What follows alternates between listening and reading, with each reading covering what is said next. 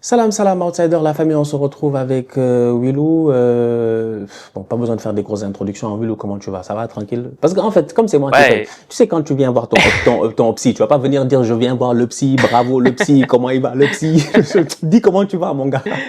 écoute, moi ça va, mais moi c'est pas la question, je pense. Le peuple a besoin de savoir comment toi ça va et comme je te disais tout à l'heure, on est ensemble. Les fins de saison difficiles. Non seulement c'est le lot des supporters d'Arsenal et des supporters de l'Olympique Lyonnais, mais je pense en vrai c'est le lot de tous les supporters du monde entier, à part quelques privilégiés chaque saison. Il y en a pas beaucoup qui vont au bout des compétitions. Il y a beaucoup de clubs qui participent, mais il n'y a pas beaucoup de trophées qui sont donnés à la fin. C'est la nature de ce sport. Donc on est beaucoup à être déçus. Force, je suis avec toi. C'est à cause de ça que les gars, ils comprennent pas, en fait, ce que moi je ressens. Je leur ai dit, tu sais, quand tu es fan du Real, fan de certains clubs, chaque année, tu es en demi-finale de Ligue des Champions depuis maintenant plusieurs années. Tu as l'habitude, en fait. Donc, tu t'attends à ce que ton club atteigne ce niveau-là. Nous, tu sais, le chemin que ça prend pour qu'un club comme Lyon, dans la difficulté que vous êtes en ce moment, vous, déjà, il y a la DNCG, je sais pas quoi, qui vous attend à la fin de Ouais, la ouais. saison, machin, tout ça là. Imagine, genre, ou un club comme Arsenal, qui galère, en fait, en championnat et tout. Le chemin que ça prend pour arriver en finale, c'est tellement long, mon gars. La saison est tellement longue. Genre, juste les 8 matchs de poule là, j'ai des traumatismes. Tu me rajoutes après des quarts, des demi, des machins, aller-retour. Tu tombes face à des gros adversaires. Genre, c'est long. Donc, c'est pour ça que quand tu arrives ici, là, début mai, et que ton équipe est encore présente et qu'après se fait éliminer, ah, gars, c'est normal que tu es découragé parce que dans ma tête, je me dis, l'année prochaine, en mai, il n'y a que Dieu seul qui sait. Ah, ça c'est clair. Ouais. C'est long et avant de C'est long. retourner, ça me rappelle. Je me souviens qu'à l'époque où l'Angleterre avait fait en 2018, pas de bêtises, en demi-finale de Ouais, demi-finale, demi-finale, demi-finale. demi-finale après avoir sorti la Colombie, je crois, au tir au Il me semble qu'ils but. font demi-finale, ouais, ils font demi-finale parce que c'est France-Belgique et c'est Angleterre. Voilà, ils sont éliminés par la Croatie, malgré le coup Yeah, franc de yeah, Trippier, yeah, yeah, etc. yeah. Éliminés par la Croatie. Et je me souviens, j'écoutais un podcast et les gars étaient là, ouais, c'est bien, c'est une progression, euh, trop cool, demi-finale, on a gagné une séance de tir au but pour la première fois depuis longtemps, c'est un vrai changement et tout. Et il y avait un gars qui disait, ouais, mais les gars, la Coupe du Monde, c'est tous les 4 ans. Personne garantit que vous serez de retour à ce stade. On sait jamais, il faut prendre les opportunités quand elles sont là. Et honnêtement, c'est pas le discours que je vais avoir sur Arsenal là, parce que déjà la Champions, c'est pas tous les 4 ans, c'est tous les ans. Il y a beaucoup de signes prometteurs quand même. Vous n'êtes pas dans la situation de l'OL aussi. Hein. Vous, ça va, je crois, pour l'avenir. La suite, il y a moins de nuages sombres à l'horizon, donc il y a des raisons d'être optimiste. Mais oui, le succès n'est jamais promis, jamais garanti. Tout peut changer vite en foot, on le sait. Donc ouais, il faut saisir les opportunités. On a fait plusieurs thérapies cette saison ensemble. On a eu l'occasion de parler plusieurs fois d'Arsenal. Il y a eu des hauts et des bas, encore une fois. Je pense que là, on est arrivé à la dernière thérapie de la saison. C'est terminé, voilà, ou on peut dire même la dernière autopsie de la saison. Comme tu avais fait la dernière fois, c'est autopsie volume 2000, là. Franchement, vraiment, T'as kiffé ça? ouais, ouais, non, c'était vraiment shout out à ce bandit de B2O. Non, franchement, euh, ouais, c'est la dernière. On est éliminé. Oulou, moi j'ai mal. Mais avant de parler de moi, j'ai envie de parler des fans du Barça d'abord. Parce que je peux Ok. compatir avec eux, tu vois. Je pense que je peux compatir avec eux. Si tu es fan du Barça, tu as aussi t'as besoin d'une thérapie. Voilà. Toi aussi, là, en ce moment, tu es dans la tristesse. Donc, Oui.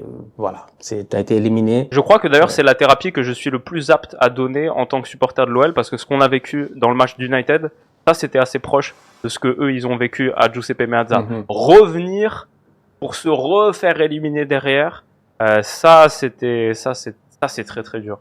Se faire la remontada puis se faire déremontader, là, ça c'est ça c'est difficile et en vrai il y a beaucoup de raisons d'être optimiste quand tu es supporter du Barça. Franchement, l'équipe elle est très très jeune.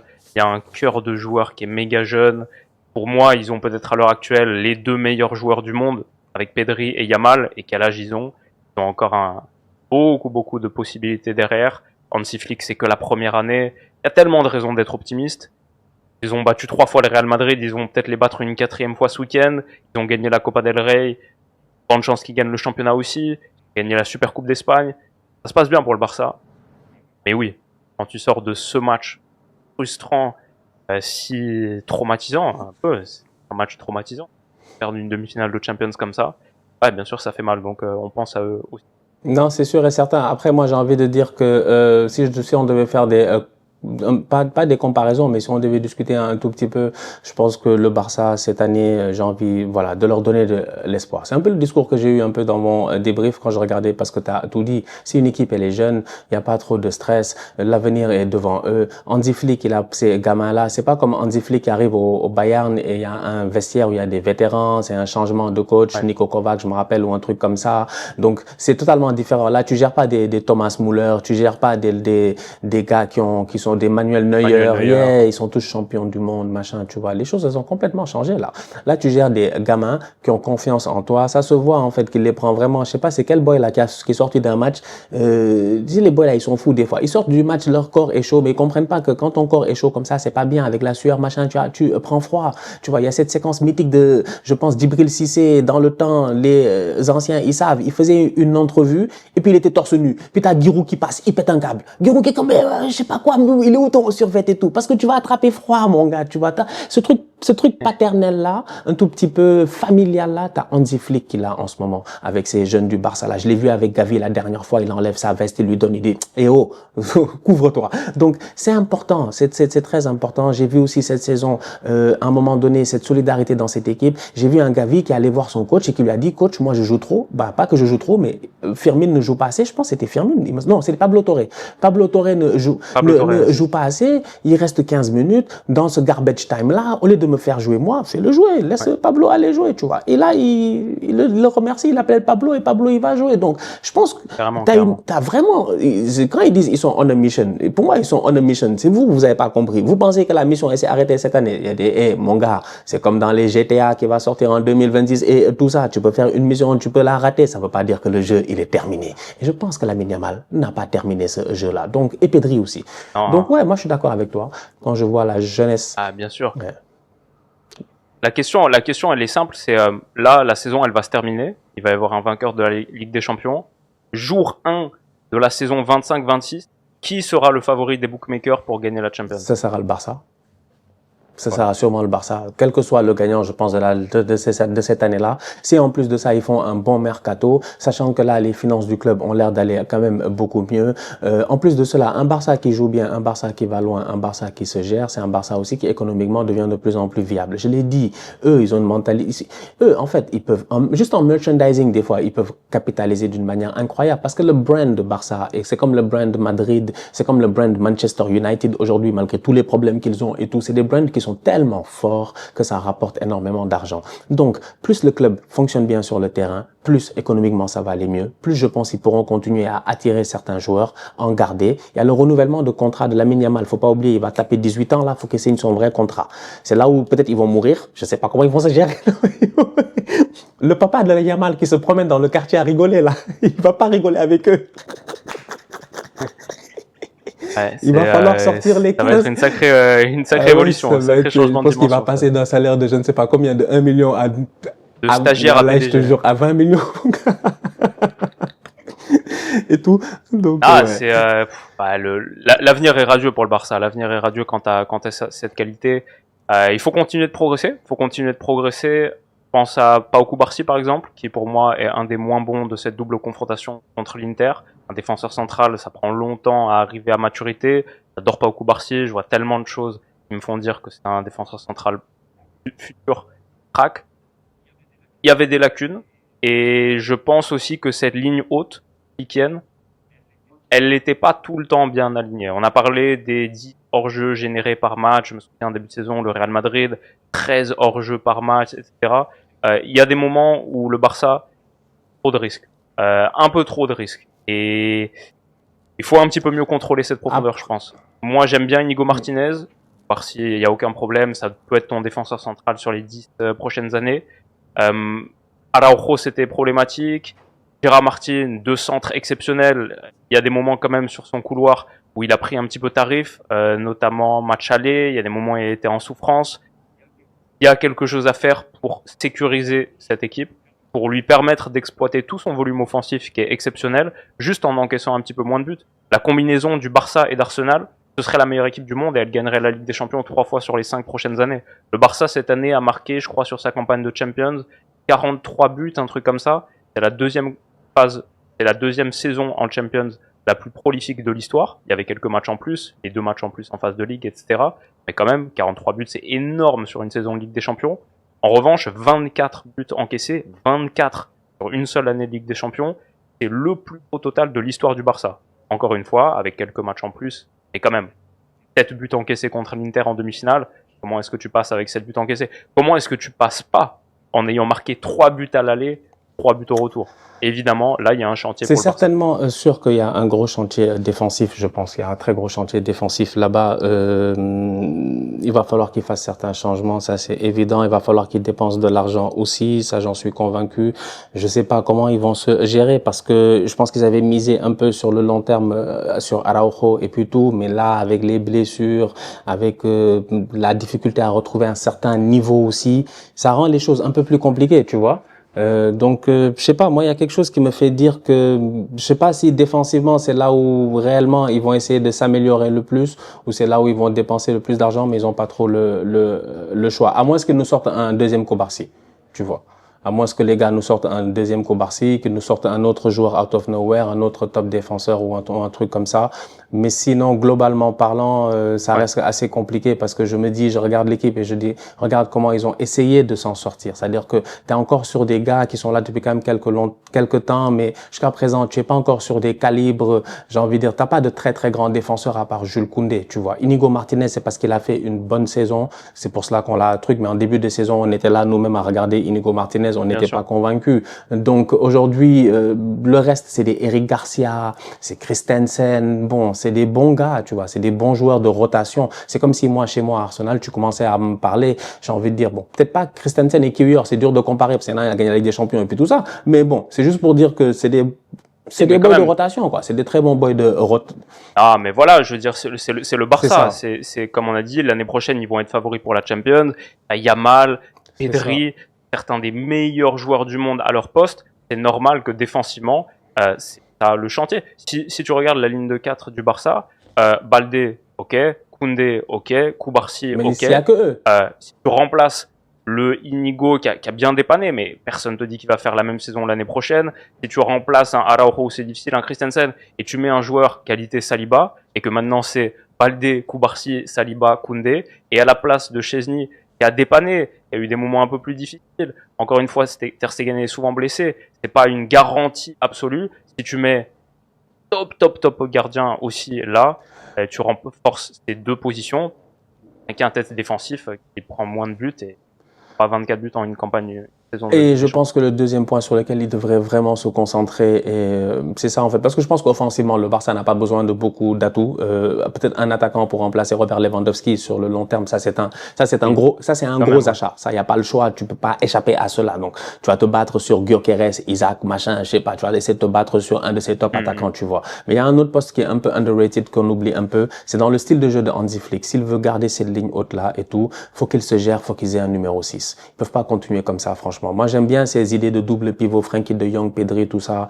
C'est bien quand t'as le ballon. Mais quand tu perds le ballon, c'est compliqué. C'est des mecs, franchement, ils savent pas vraiment défendre, en fait. Ils ont pas forcément l'intensité défensive. Ils sont hargneux, ils vont courir, ils vont te fatiguer. Mais c'est un style de jeu qui fonctionne à la perfection dès qu'ils ont la balle, il y a pas de problème. Ton Frenkie va gérer, ton Pedri va gérer, ton Gavi va gérer, ton n'importe qui que tu vas mettre. Mais là, je pense que ton Casado, éventuellement, qui était là et tout, je pense qu'ils ont besoin d'un vrai numéro 6, d'une vraie sentinelle. S'ils ont envie de jouer cette ligne défensive là, quelqu'un qui soit capable de couvrir les montées de Baldé, les montées de Jules Koundé, pour éviter effectivement ces 24 buts là. C'est quoi le but du Barça la saison prochaine pour moi, si je suis Hansi Flick, si on est un peu réaliste? C'est d'améliorer les choses. Donc, si j'ai mis 100 buts cette saison, mon but c'est de mettre la saison prochaine 110, il n'y a pas de problème. Mais si j'en ai encaissé 24, mon but c'est d'en encaisser 15.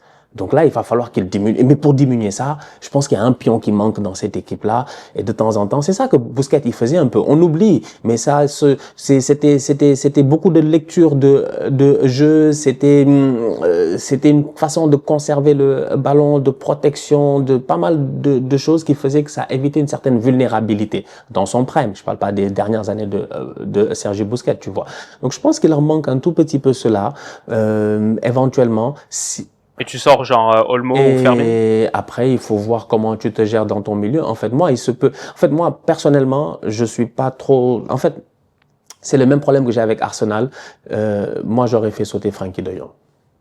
Non, il fait une très bonne deuxième partie de saison. Je suis d'accord, mais c'est pas parce que tu fais une bonne saison, ça veut dire que tu vas rester là tout le temps. Je veux dire, en fait, si on me dit, si à chaque fois c'est l'argument de, il fait une bonne saison ou il a fait un bon match, tu peux pas trop argumenter. C'est comme si tu me disais, je garde Inigo Martinez. Ah, bien sûr, oui, bien sûr. Ils vont le garder. Ils vont le garder. Mais je veux dire, Frenkie, j'ai plus confiance en même à quel point il est soluble dans le style flic. En fait, là où je te rejoins, c'est que le Barça a du mal à défendre en reculant. Par contre, les joueurs qu'on a mentionnés défendent très bien en avançant. Pedri, franchement, à la pression, c'est un top joueur défensif. Et Frenkie peut gagner des ballons hauts aussi.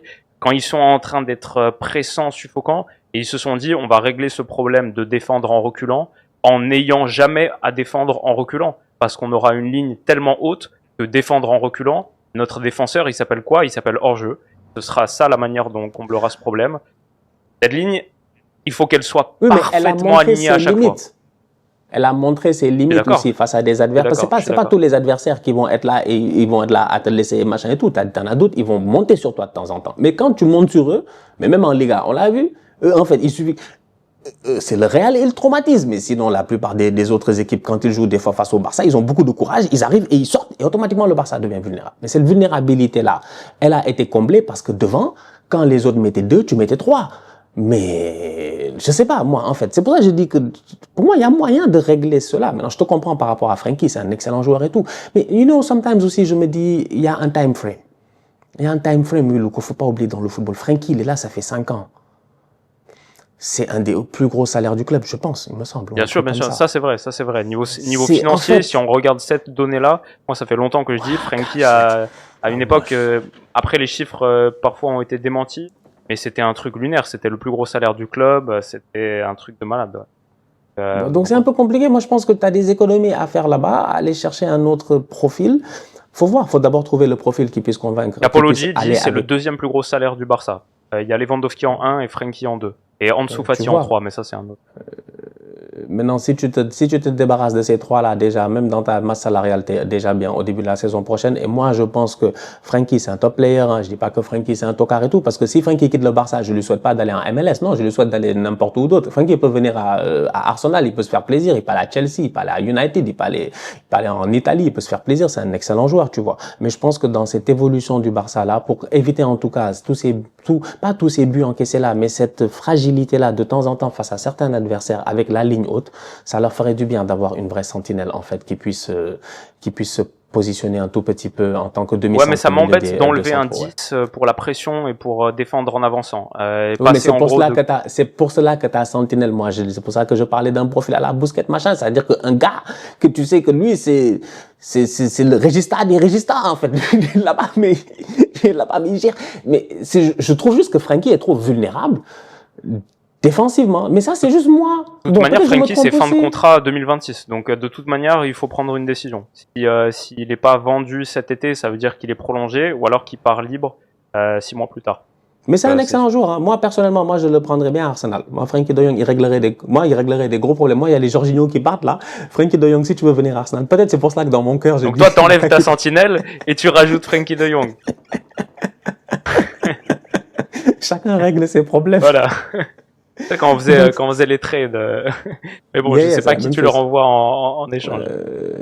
Je pense qu'ils ont besoin d'un latéral. Ils ont besoin d'un mec. Je peux envoyer Zinchenko. Zinchenko côté gauche, ça va leur faire du bien. Mais je vais envoyer Zinchenko. Zinchenko, il est plus fort que Gérard Martin.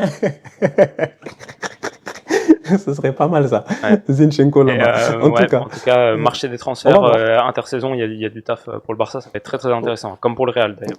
Mais, il va falloir qu'ils se gèrent les couleurs. Mais ouais, pour moi, s'ils gagnent le championnat, ce qu'ils vont sûrement faire normalement, ça reste une très belle saison pour ce Barça-là qui monte année après année, qui est en train de revenir au top. Il y a pas longtemps, c'était les tocards de la classe. Hein. Faut pas oublier qu'il y a même Bien pas sûr. 4 ans là, on se moquait grave du Barça. On était là, Barça Europa League, Barça je sais pas quoi, des trucs et tout. Les choses ont complètement changé. Donc voilà, non, moi Il je y a pas pense si que longtemps, le Barça se faisait déjà traumatiser par l'Inter, époque Gérard Piqué, en phase de groupe de Champions, 6e journée et tout. C'était l'ancien non, Barça. Il y a pas si les longtemps. choses, il n'y a pas longtemps, franchement. C'est pour montrer à quel point le football il évolue et à quel point Lamine Yamal est venu, il a tout changé. Donc, ouais, pour la saison prochaine, moi, si j'étais, en tout cas, à la place des fans du Barça, je leur dirais de rester assez optimiste. Par contre, moi, de mon côté, je suis pas optimiste. Tu vois, moi, Arsenal, moi, je suis pas optimiste. Moi, pourquoi je suis pas optimiste? Je vais être honnête.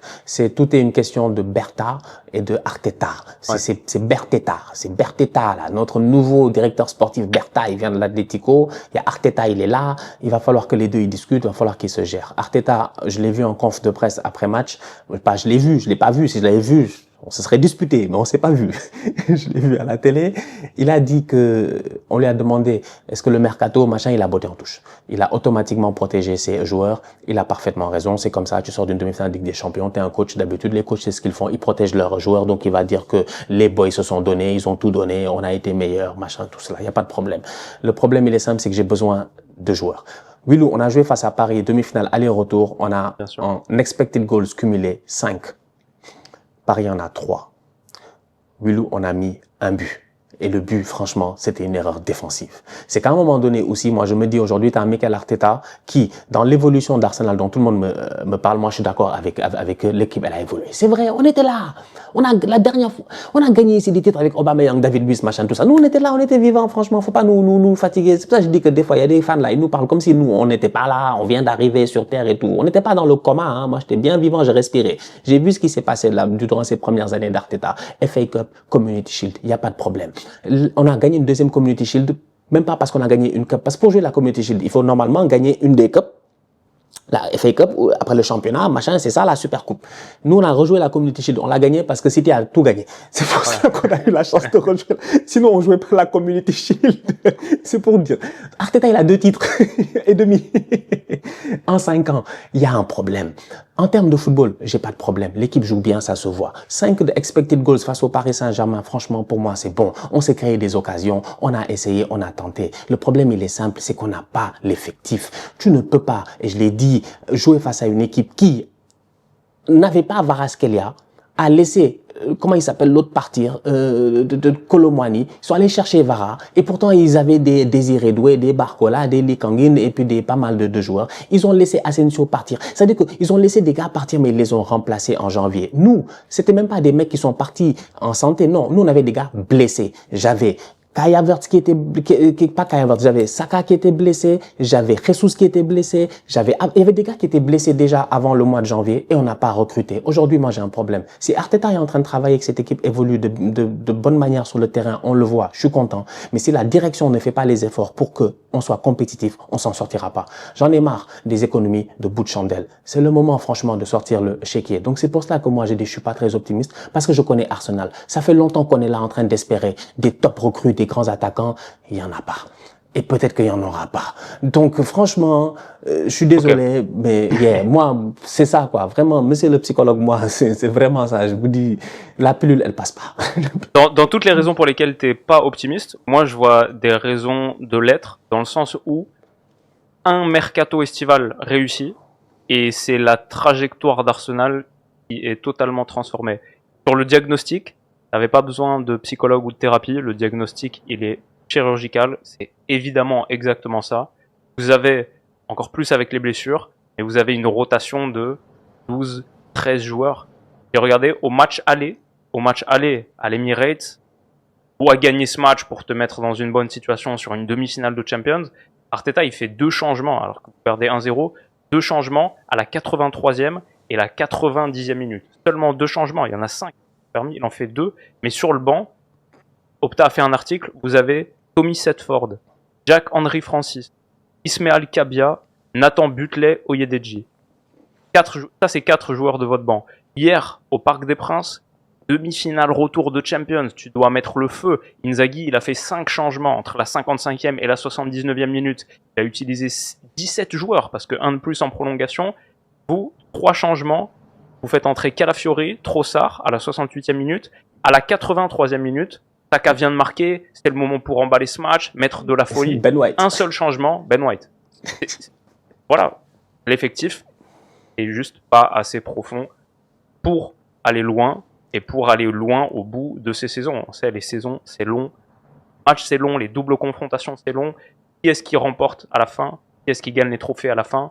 Ceux qui sont là entre la 75e et la 90e minute. C'est ceux qui sont là entre la 30e et la 38e journée. Ceux qui sont là entre la demi-finale et le coup de sifflet de la finale. C'est les moments clutch, c'est les moments clés. Et t'as besoin de 15-16 joueurs. T'as besoin au moins de 14 joueurs. Tu peux pas te satisfaire de grosso modo 11 joueurs. Donc vous avez eu des problèmes de blessures. Les problèmes de blessures sont aussi liés à un effectif court. Parce que quand il y a un effectif court, il y a plus de gars qui jouent des minutes. Les minutes sont moins partagées. La charge augmente sur les corps. Vous avez besoin de plus de joueurs. Ça, c'est clair et net. Maintenant, moi, je vois une situation à Arsenal. Sur les dernières années, vous avez hésité à sortir le chéquier à certains moments parce que c'était pas le bon coup à faire. Un petit peu comme Liverpool aussi l'a fait. Fenway Group, si c'est pas la bonne opportunité, si c'est trop cher, non, on préfère garder nos cartouches. Et dans l'ensemble, ça a plutôt bien fonctionné pour eux. Mais il y a un moment, c'est vrai qu'il faut y aller. Mais je vois votre situation. Edu, il démissionne en novembre. Là, ça fait quelques mois qu'il était en gardening leave. On dit fin de contrat, Yeah. donc il doit faire l'intérim, etc., la passation, machin. Et Bertha, il est arrivé quoi, genre en janvier. mars, fin. Même pas janvier. En février, là, fin février, je pense. Fin février, début mars, non, il me semble. C'était avant la Ouais, trêve même ou après plus. la trêve? Pas même plus tard que ça. Hein. J'ai Je sais pas si c'est avant Andrea la trêve. Bertha nommé directeur sportif d'Arsenal. C'était pas avant la trêve internationale, il me semble. 31 mars. 31 Ah, mars. c'est à la fin de la trêve. À la fin de la trêve Il y a 2 internationale. mois. Ouais, c'est Donc, grave. les dossiers, par exemple, le mercato hivernal. Edu, il démissionne en novembre. Bertha, il arrive 31 mars. Si vous prenez pas de neuf sur le mercato hivernal, je pense qu'il y a un lien. Je pense qu'il y a un lien. Edu était encore en fonction, était encore aux manettes, mais il va partir. Donc, son influence, même le discours qu'il peut avoir par rapport aux joueurs, etc. Je veux dire, il y avait un problème sur cette saison de passation qui réduit ton champ d'action. Sur ce mercato estival, maintenant, Bertha est véritablement aux commandes. Arsenal, le problème, il est clairement identifié. Il est clairement identifié. C'est l'inverse de ce qu'on dit avec le Barça. Si Arsenal se qualifie pas pour la finale de Champions, c'est pas parce que ils sont pas assez bons défensivement. Il manque de puissance de feu, il manque de munitions. C'est un peu comme l'autre jour, j'ai vu un match de NBA qui manquait de puissance de feu pour véritablement faire la diff. On peut avoir Orlando Magic. Et il y a des équipes très défensives, très fortes Il y a défensivement.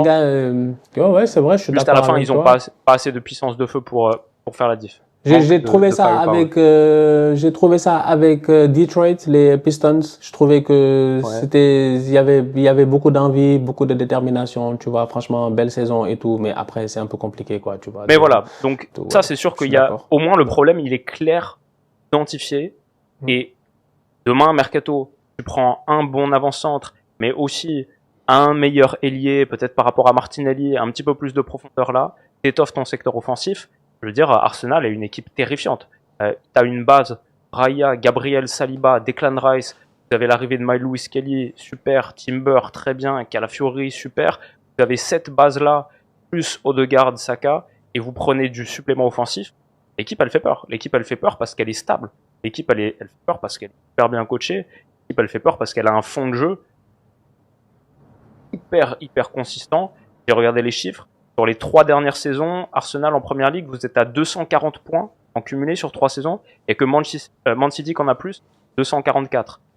Vous avez, sur toute cette période de 3 saisons, vous avez perdu que 15 matchs en première ligue.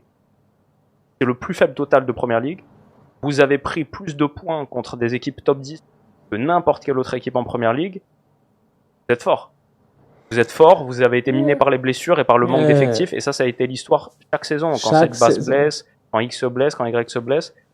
Donc le problème, il est clair, il faut un gros mercato. Si au 31 août, on refait une vidéo et Arsenal a pas acheté 2 très bons attaquants, moi j'abandonne. Là je suis d'accord avec toi, là je suis pessimiste.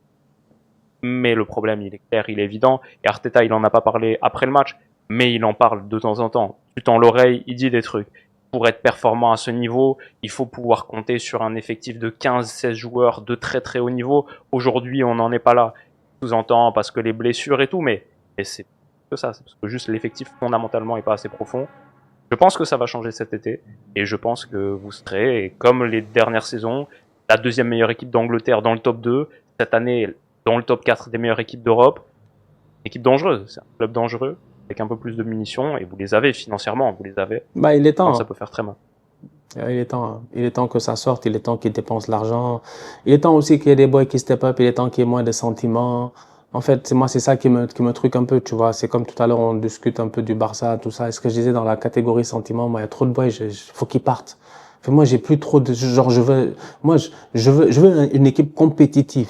Donc, si je m'assois tranquillement, il y a trop de mecs, moi, en fait, ils partent à la fin de la saison, tu vois. Je me débarrasse d'eux. Et je pense qu'ils vont même partir. Les Tcherny, les Zinchenko, les machins, ils sont là dans l'effectif. En fait, j'ai trop de défenseurs déjà. Je comprends même pas. C'est parce qu'on a eu Saliba blessé. Une fois, on a paniqué, on a acheté 20 défenseurs. On a eu un milieu de terrain blessé, on a acheté 20 milieux de terrain. En fait, moi, je comprends pas c'est quoi les délires chez nous. On n'a aucun équilibre d'effectif. Pas mal de gardiens aussi. Les gardiens, vous avez bien aimé. Jusqu'à, on a même prêté, il y a un boy là qui est à Valladolid, là, Karl Hein, là, il est là-bas en Liga et tout ça, tu vois. Nous, on n'a pas de problème. On n'a que des boys, en fait, qui nous permettent pas de marquer des buts. J'espère qu'ils vont se gérer cet été. J'espère qu'ils vont faire le mercato qu'il faut. Et j'espère aussi que, voilà, on va pouvoir, soit certains vont s'améliorer, soit ils vont partir. Des boys comme Martinelli, comme Trossard, comme tout ça, là, moi, franchement, je les aime bien. C'est pertinent, c'est gentil, c'est mignon et tout. À un moment donné, moi, j'ai besoin de tueurs, j'ai besoin de buteurs, de joueurs sur lesquels tu peux compter dans des matchs compliqués. Des gars qui sont capables de porter le match à eux tout seuls. C'est quand la dernière fois que Martinelli il a porté l'équipe tout seul, en fait. Genre, on est venu et puis Martinelli, il a pris le match en compte et tout ça. On a vu ça avec Saka. Ça, j'ai vu ça avec Kai Havertz, tu vois. Mais il y a des gars, c'est difficile de voir ça avec eux, en fait. C'est des genres de complémentarité. Mais même dans le complément, il manque de suppléments.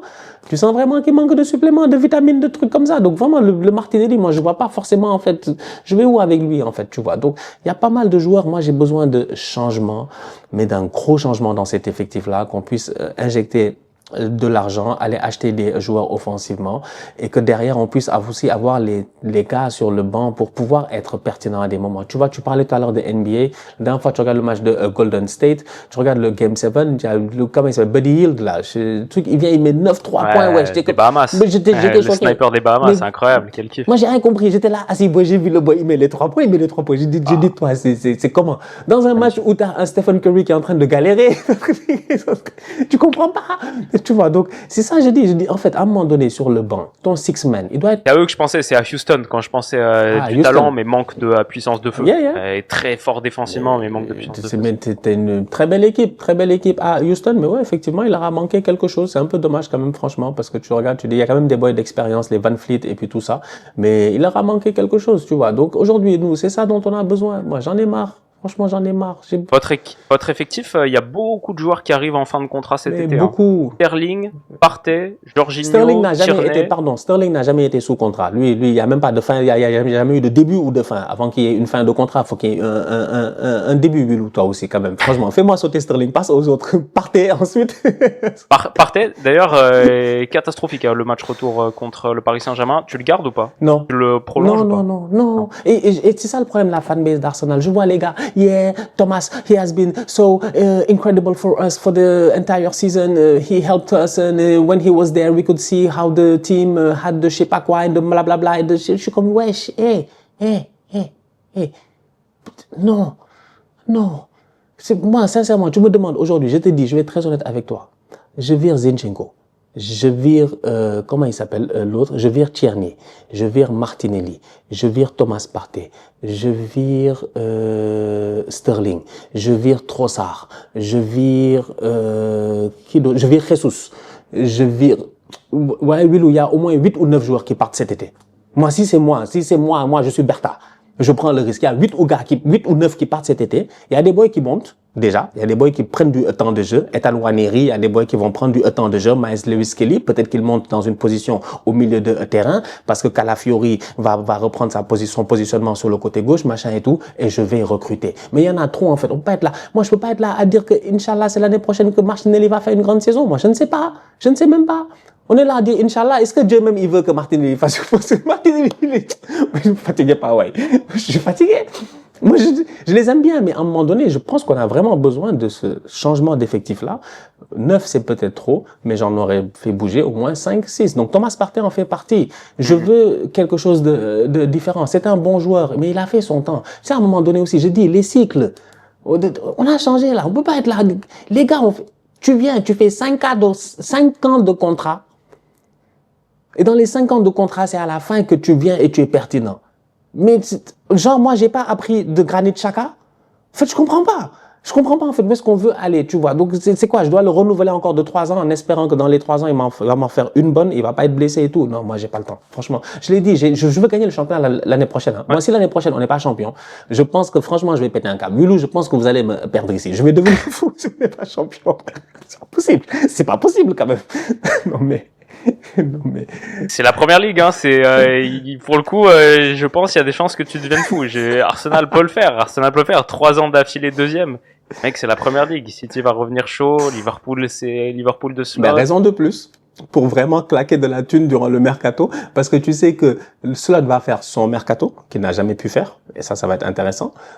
Pep a renouvelé son contrat. Il a trop d'orgueil pour ne pas gagner le championnat l'année prochaine. Donc, tu sais que City va tellement être de retour la saison prochaine. Ah. Donc, et je te parle même pas de tous les petits qui nous fatiguent. Si Newcastle, ils font les fous et que par extraordinaire, ils gardent leurs joueurs.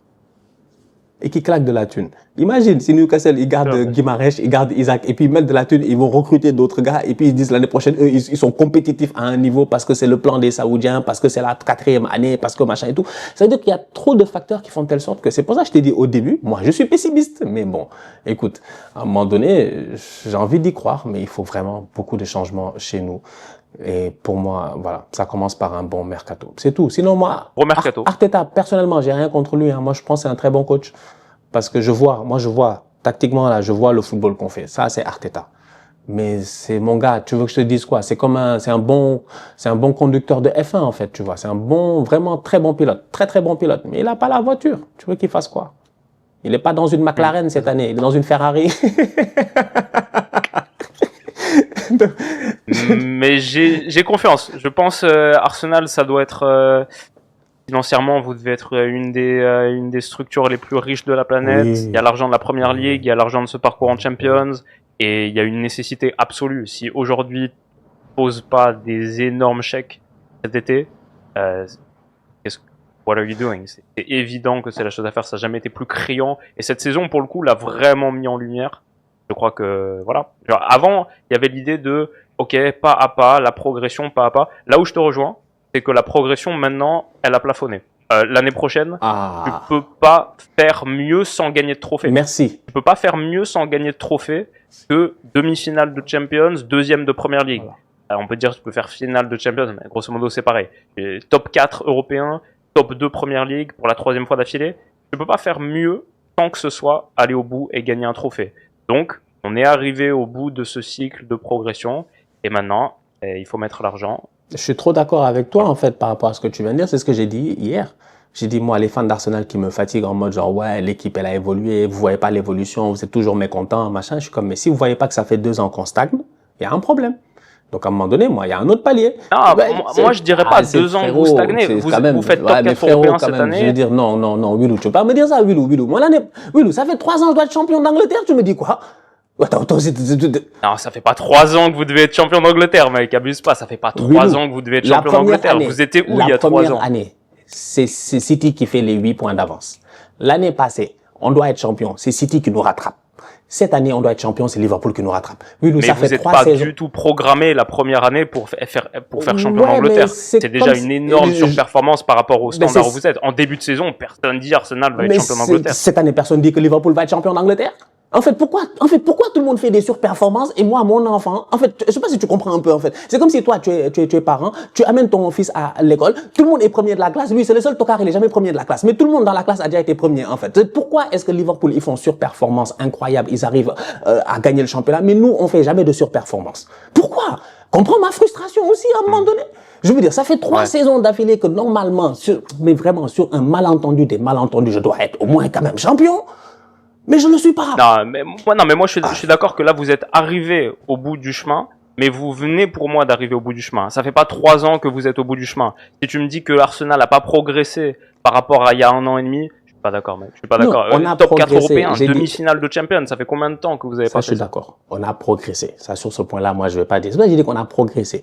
Mais à un moment donné, la progression, comme tu as dit, c'est pour ça que j'ai dit que je suis d'accord avec ton point, doit être concrétisée par des trophées.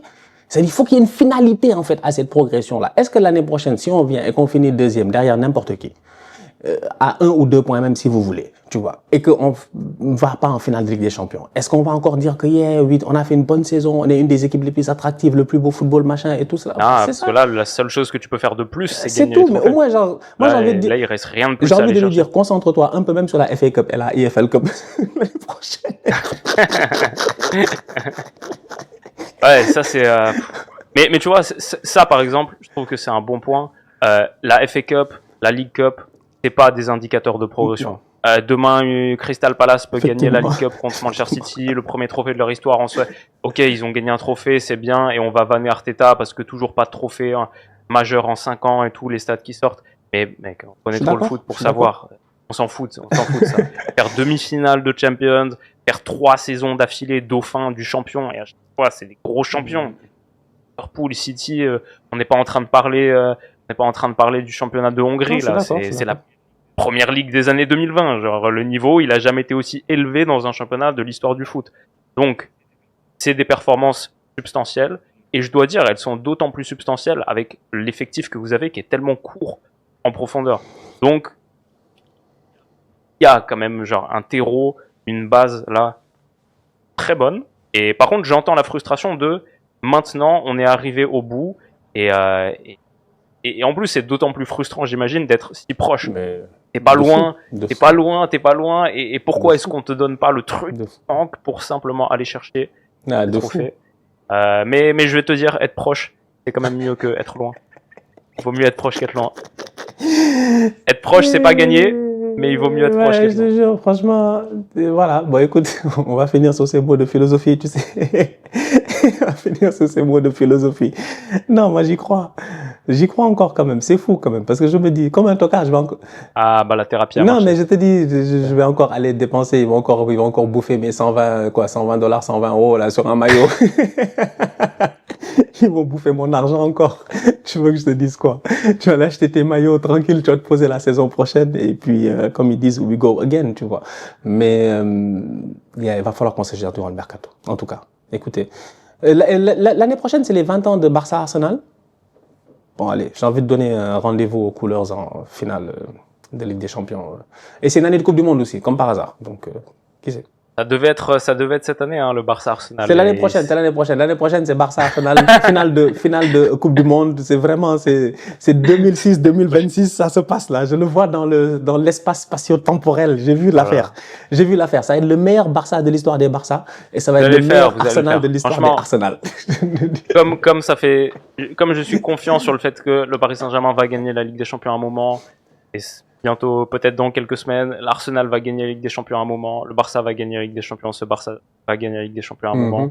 Les signaux sont positifs. Je préfère être vous que beaucoup d'autres clubs qui, eux, par contre, je m'inquiète pour eux. Si on fait une vidéo demain sur le Real Madrid, c'est le Real, c'est leur ADN et tout, mais leur situation là actuelle, je m'inquiète beaucoup pour eux. Je m'inquiète moins pour vous. C'est dingue. Je m'inquiète moins pour Arsenal que pour le Real Madrid. On parle de la Champions, on parle d'Arsenal. Vous avez fait une finale de Champions dans votre histoire. On parle du Real Madrid. Et pourtant, je suis plus optimiste pour vous que pour eux. T'as des arguments. Et même t'as des très bons arguments. Et éventuellement, ça, c'est même une vidéo sur laquelle on pourrait repartir sur un autre 30-40 minutes là, sur le Real. Pas mal de choses à dire, mais je pense que les supporters du Real, s'ils sont calmes, s'ils sont posés, ils savent que là, en ce moment, c'est un peu danger, quoi. Là, c'est un peu dangereux. En fait, là, il y a moyen qu'il y ait coup d'État, bientôt. Il y a moyen que, là, on va dire qu'ils sont présidents de la République, ils sont tranquilles, ils gèrent l'État. Mais dans l'État, là, il y a beaucoup de rébellions qui se passent dans le quartier. Ils ont des bonnes pièces, mais je pense qu'il faut qu'ils changent totalement d'approche. Et je sais pas si Pérez, qui adore le Galactico, est-ce qu'il est prêt à le faire? Je sais pas s'il est prêt à sortir de la Voie lactée. Je sais pas s'il est prêt à revenir à un foot plus terrestre. Ouais, ça va être trop intéressant, ça aussi. Bien. En tout cas, on aura l'occasion de reparler du Real Madrid. Bah, écoutez, La famille. Est-ce qu'on est des fous si on a déjà hâte d'être saison 2026, 2025-2026? Pour moi, ça va être une des meilleures saisons de football parce que, comme j'ai dit, il y a une Coupe d'Afrique et une Coupe du Monde. Moi, je peux être que comblé, en fait. Ça va être incroyable. Ça va être juste incroyable. En tout cas, moi, de mon côté, je sens que 2025-2026, ça va être la saison des saisons. Et je pense 2025-2026, il me semble, là, j'ai ouvert ma chaîne YouTube en octobre 2026, octobre 2016. Quand la première fois que j'ai ouvert la chaîne YouTube, pas la première fois que j'ai publié une vidéo, mais quand je l'ai open, je pense que c'est octobre 2016, il me semble que. Les premières vidéos, c'est quand? La première vidéo, c'était genre 6 mois plus tard ou un truc comme ça. Mais il me semble on a commencé pareil. Genre 2000, mais c'était quand j'ai ouvert, je me rappelle, c'était proche de mon anniversaire. Moi, je suis d'octobre, donc c'était octobre 2016. Donc 2026, c'est mes 10 ans. Donc octobre 2026, c'est mes 10 ans. Donc quand on finit la saison 2026, normalement, on va faire un gros party. Let's go. Bravo. On va descendre à Amsterdam. Allez. Bon, la famille, tu vois, c'est un truand, ce psychologue-là. Tu viens, tu le payes, après tu sors. C'est bon, donne. Chers coolers, je vous invite à aller voir, si vous ne le connaissez pas, mais vous le connaissez très bien. Ce psy qui va vous aider si vous avez des problèmes. Je pense que la thérapie Barça arrive bientôt. J'ai prévu une vidéo un peu excellent. Récap de leur saison. Et je pense qu'ils vont kiffer. La famille, on se capte très bientôt pour une nouvelle vidéo. D'ici là, continuez à liker, on continue à partager. On s'abonne. On est ensemble, on reste en santé, toujours le plus important. Tous outsiders.